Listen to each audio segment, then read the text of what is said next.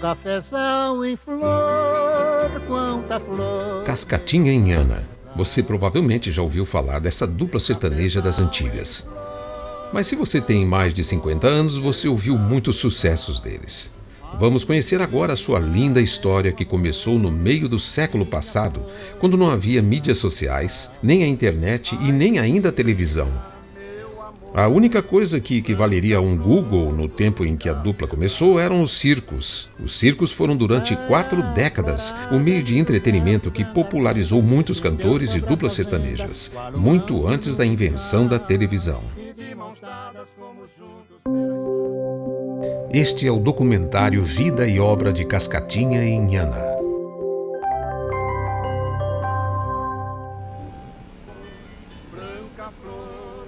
Eu sou nascido em Araraquara, Morada do Sol. E a Inhana? Eu sou de Araras, estado de São Paulo. Começamos a cantar logo após o casamento. Eu, em 1937, mais ou menos, viajava com o circo. Era músico do circo Nova York. Era baterista do circo e geralmente naquela época os artistas, os músicos, tinham que tocar, além de tocar, cantar. Então eu era baterista e cantor do conjunto. Cascatinha, o Francisco dos Santos, nasceu de uma família humilde em 1919 na fazenda Cafelândia, a 30 quilômetros de Araraquara. Ele foi o segundo filho do casal José dos Santos e Márcia Marim, que era do lar. Quando Cascatinha fez 5 anos, uma tragédia abateu-se sobre sua casa. Seu pai acidentalmente pisou num espinho e o ferimento virou uma grave infecção que os antibióticos disponíveis naquela época não conseguiram curar. Ele veio a falecer pouco tempo depois. Cascatinha, seus 4 irmãos e a mãe foram separados, pois a viúva, Dona Márcia Marim, não tinha condições de sustentá-los. Cada um foi adotado por uma família, geralmente amigos ou fazendeiros na vizinhança. O Francisco, nosso Cascatinha, foi adotado pelo administrador da fazenda, o Sr. Paulo Frigério. 2 anos depois dessa separação, a filha do administrador e seu marido decidiram adotá-lo e seguiram para Marília. E depois, seu pai trabalhou para um empreendimento que fornecia dormentes para a Companhia Paulista de Estradas de Ferro, que em 1930 tinha mais quilômetros de trilhos do que São Paulo tinha de estradas pavimentadas. Terminada a necessidade dos dormentes para a ferrovia, ele então mudou-se para Garça. Aos 12 anos, o Francisco inicia seu aprendizado musical com Sebastião Zuccoli, um estudioso de música que dirigiu a Corporação Musical Santa Cecília de Garça, São Paulo. Ele destacou-se por ter um ouvido sensível à música, sendo que, com isso, ele preferia deixar de lado as partituras para improvisações a seu próprio modo.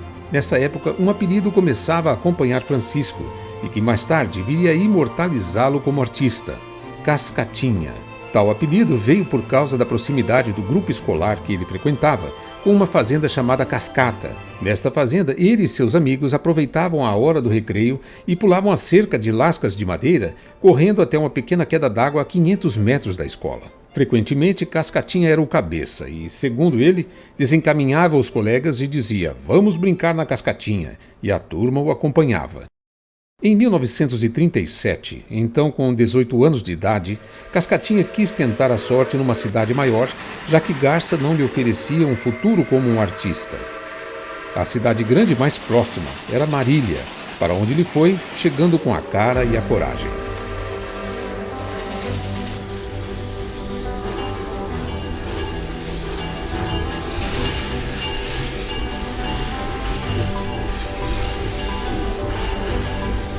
Francisco dos Santos começou então cedo sua carreira musical como baterista de circo.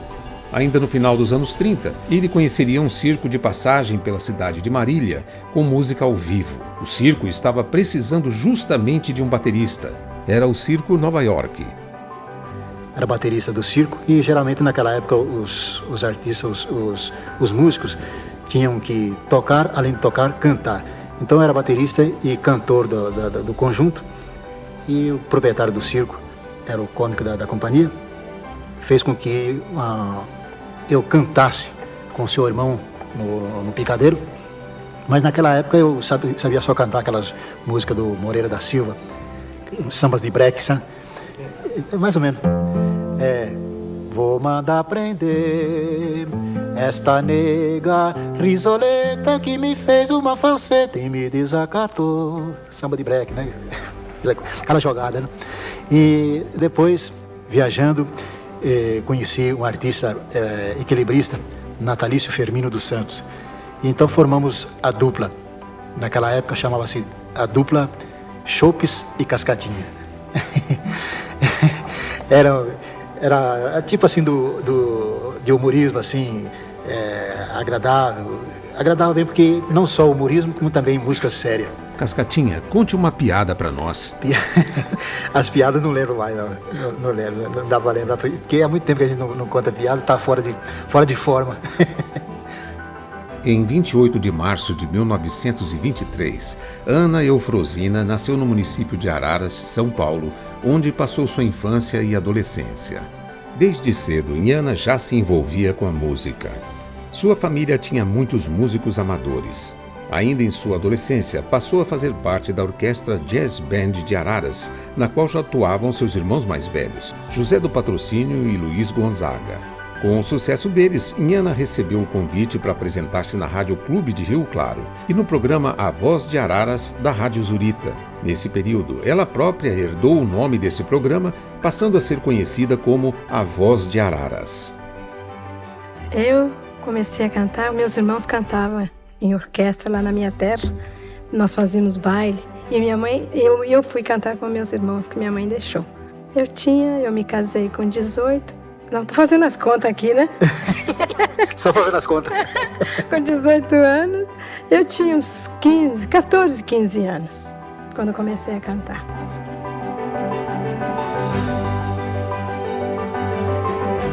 Mas depois, viajando, percorrendo o Interlã Paulista, para 1940, fim de 41, chegando na simpática e hospitaleira cidade de Araras, fiquei conhecendo esta criatura maravilhosa, a Ana.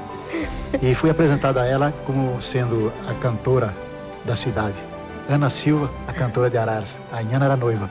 Me apresentaram e tal, e eu então, nossos olhos se encontraram, nossos olhos se gostaram e nós também se gostemos. Quando Francisco dos Santos e Ana Eufrosina da Silva casaram, a dupla Chopes e Cascatinha estava a serviço do Circo Nova York, que seguia sua turnê por cidades no interior paulista. Mas eles agora eram dois casais. Chopes e a sua esposa, que se chamava Argentina, e o Cascatinha com a sua Ana. Os dois parceiros decidem empreender uma tentativa na capital da República do Brasil, o Rio de Janeiro. Nesse ano de 1942, o Rio era a sede das mais famosas rádios dentre as 106 emissoras do país. Todas elas nas ondas de amplitude modulada, as AM, pois as FM só existiriam 30 anos mais tarde. Em relação à audiência se destacavam as rádios Mairink Veiga, Rádio Nacional PRE 8 e Rádio Clube PRA 3. A dupla conseguiu alguns poucos êxitos que lhes davam algumas somas em dinheiro, um vale-jantar em restaurantes finos ou peças de roupas que não lhes serviriam para nada, como uma gravata borboleta e camisas que não batiam com a sua numeração.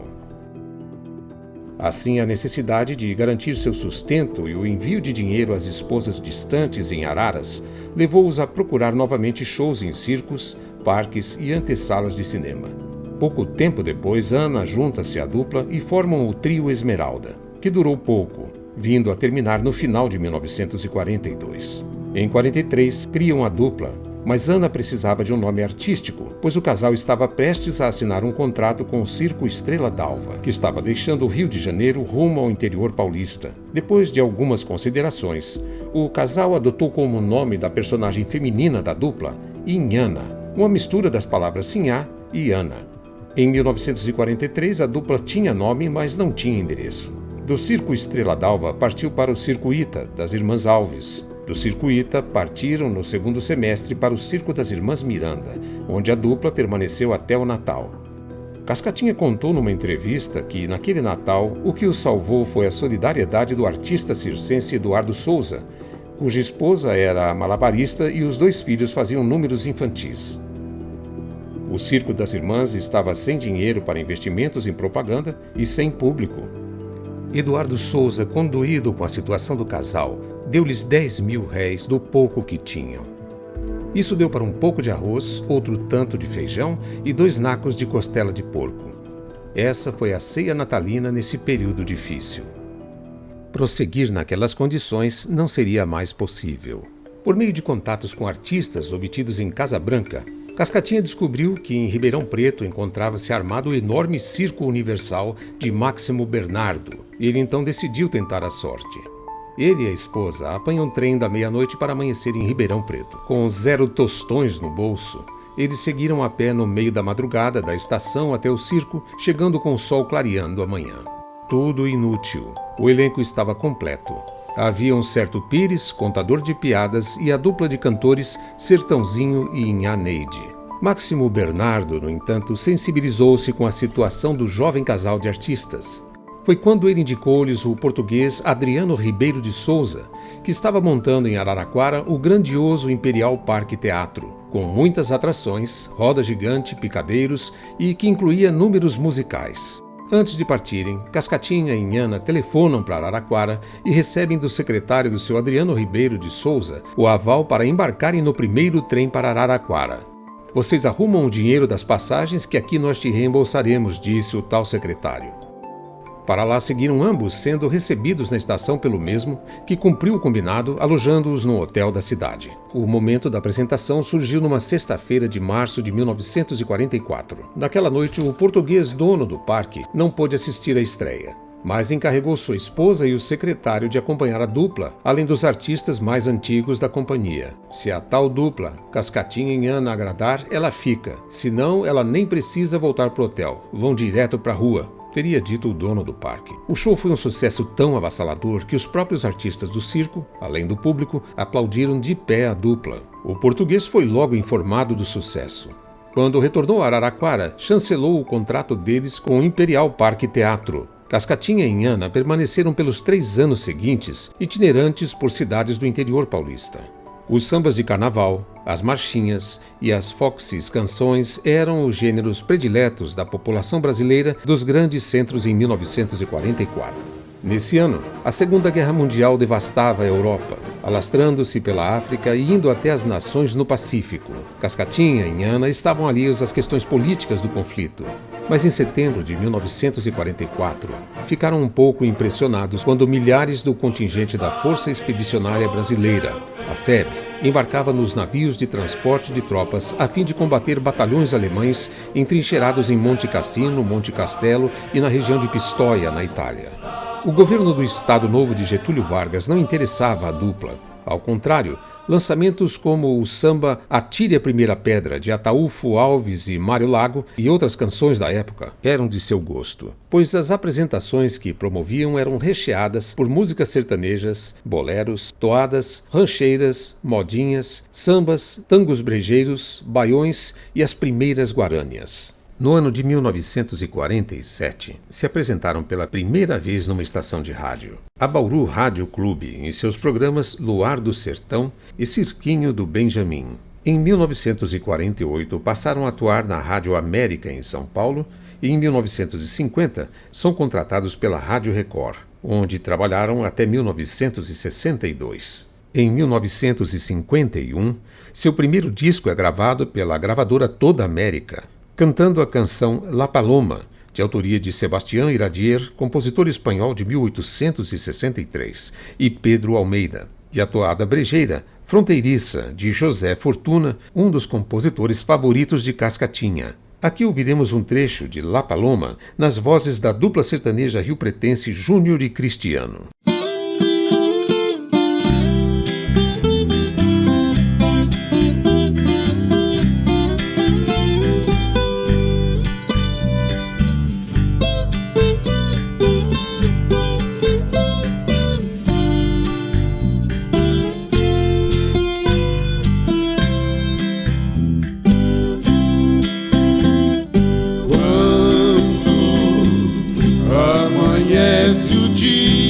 No meu rincão,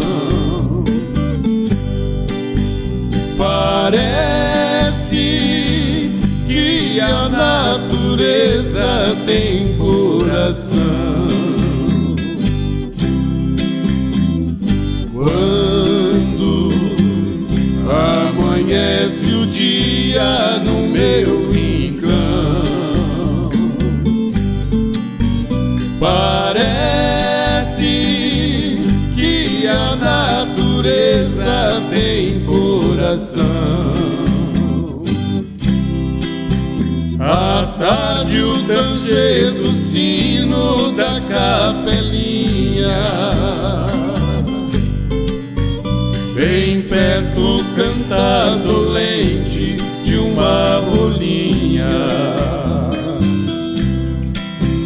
À tarde o tanger do sino da capelinha, bem perto canta dolente de uma rolinha.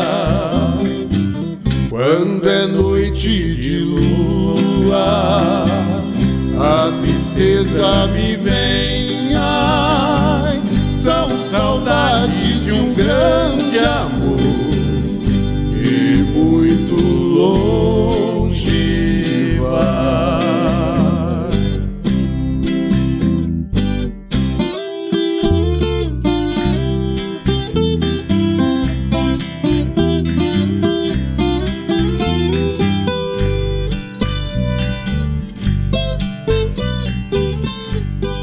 No ano seguinte, em 1952, eles gravam duas canções que seriam dois de seus maiores sucessos, assim como da própria música popular brasileira. Meu Primeiro Amor, uma composição de Hermínio Jiménez, com versão de José Fortuna e Pinheirinho Júnior, e a Guarânia Índia, de José Flores e Manuel Ortiz Guerreiro, também com versão de José Fortuna.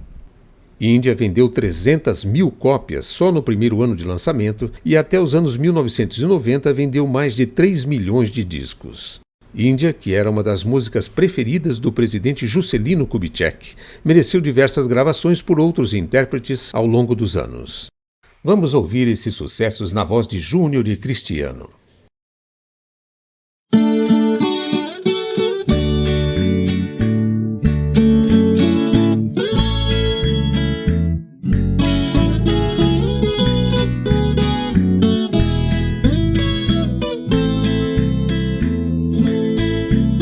Saudade, palavra triste, quando se perde um grande amor.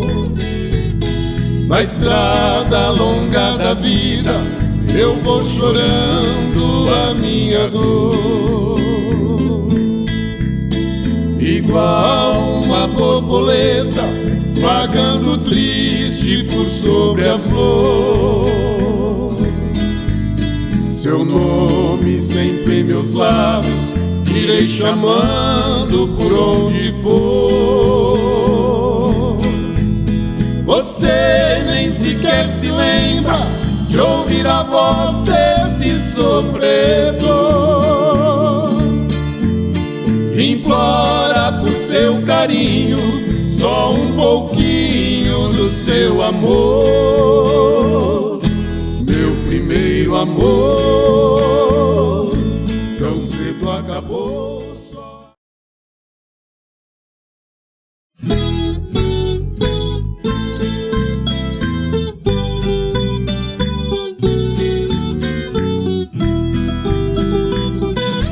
Índia, seus cabelos nos ombros caídos,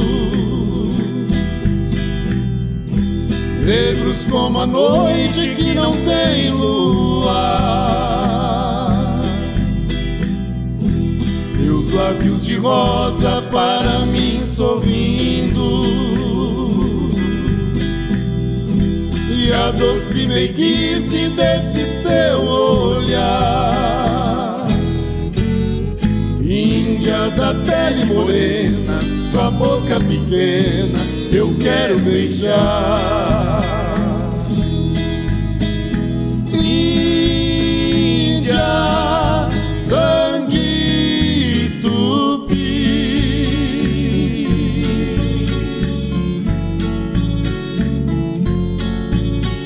tem o cheiro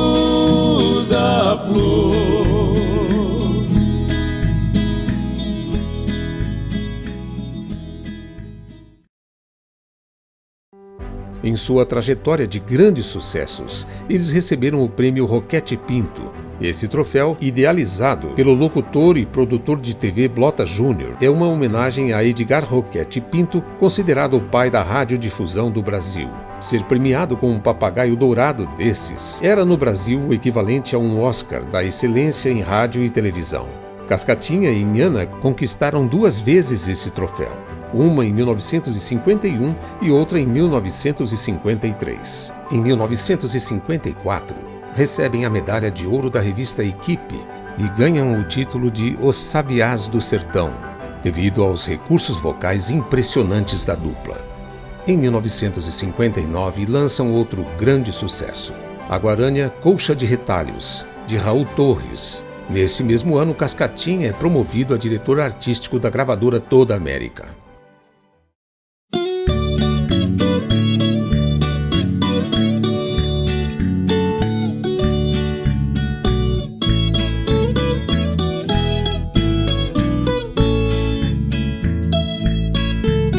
Aquela colcha de retalho que tu fizeste, juntando pedaço em pedaço, foi costurada. Serviu para o nosso abrigo em nossa pobreza. Aquela colcha de retalho está bem guardada. Agora na vida rica que estás vivendo,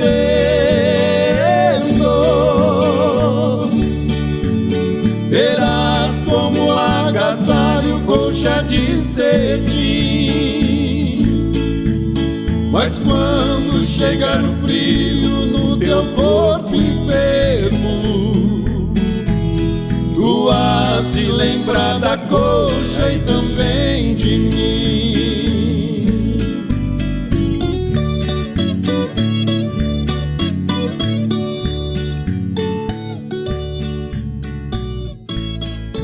O sucesso deles parecia não ter fim. No livro Uma História Contada às Falas e Mídia, de autoria do professor Alaor Inácio dos Santos Júnior, lemos o seguinte sobre eles. Abre aspas. No início de 1981, a lenda de precursores da música caipira lhes asseguraria mais um troféu, entre os inúmeros que acumulavam. O de melhor dupla pelo conjunto de obras caipiras, outorgado pela Ordem dos Músicos do Brasil. Em fevereiro daquele ano sairia o último LP da dupla, Você Pra Mim É Tudo.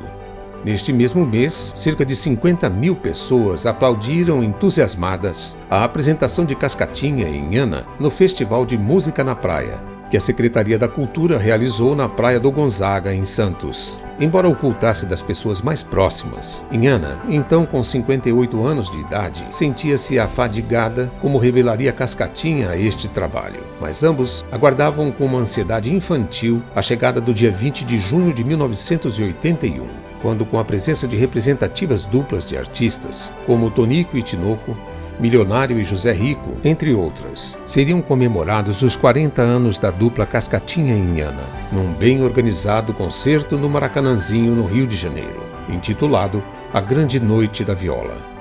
No início da tarde de 11 de junho de 81, no entanto, enquanto encontrava-se sozinha em casa, no bairro do Ipiranga, em São Paulo, onde residia com o marido, Inhana sentiu-se mal e foi até uma farmácia na vizinhança. Lá foi levada pelo farmacêutico ao Hospital Leão 13, onde faleceu. No dia seguinte, alguns jornais estampariam reportagens sobre os momentos finais da cantora. Todas elas, e também o laudo médico do hospital, apontavam as complicações cardíacas como causa da morte, que ocorrera às 16h30. No jornal O Estado de São Paulo, a notícia foi emblemática. Dupla sertaneja perde sua voz feminina, Inhana. Emissoras de rádio, especialmente as mais populares, fizeram programas especiais apresentando os sucessos da dupla. Em 1982, Cascatinha grava um disco solo pela gravadora Continental, o emblemático Canto com Saudade. Mas o gosto popular vigente já não se interessava pelo sentimento de saudades. Comercialmente no rádio e na TV, baladas como Lança Perfume ou Baila Comigo, da cantora e compositora Rita Lee Jones, estavam distantes do romantismo das músicas caipiras. Já no início dos anos 90, em São José do Rio Preto, ele conheceu a também viúva Helena Lopes da Silva, que também era uma fã da dupla, com quem se casou. Em 1993, Cascatinha ficou muito abalado com a morte de seu parceiro, compadre e amigo José Fortuna. E no final de 1995, outro abalo. Depois de um mal-estar, exames revelaram que ele sofria de uma cirrose hepática crônica, doença que lhe tiraria a vida em 1996. Fecha aspas. Como comentário final, é importante salientar que a dupla Cascatinha e Inhana foi a personificação da transformação cultural no campo da música popular, preconizada pela Semana da Arte Moderna de 1922, em São Paulo. Ela marcava a renovação do contexto artístico e cultural urbano e buscava renovar a arte brasileira nos campos de literatura, das artes plásticas, da música e da arquitetura. Nas palavras do professor, jornalista e pesquisador Romildo Santana, temos o seguinte: as guarânias de Cascatinha e Inhana, celebradas pela Tropicália, concretizam um dos ideários da Semana da Arte Moderna, a união dos países latino-americanos.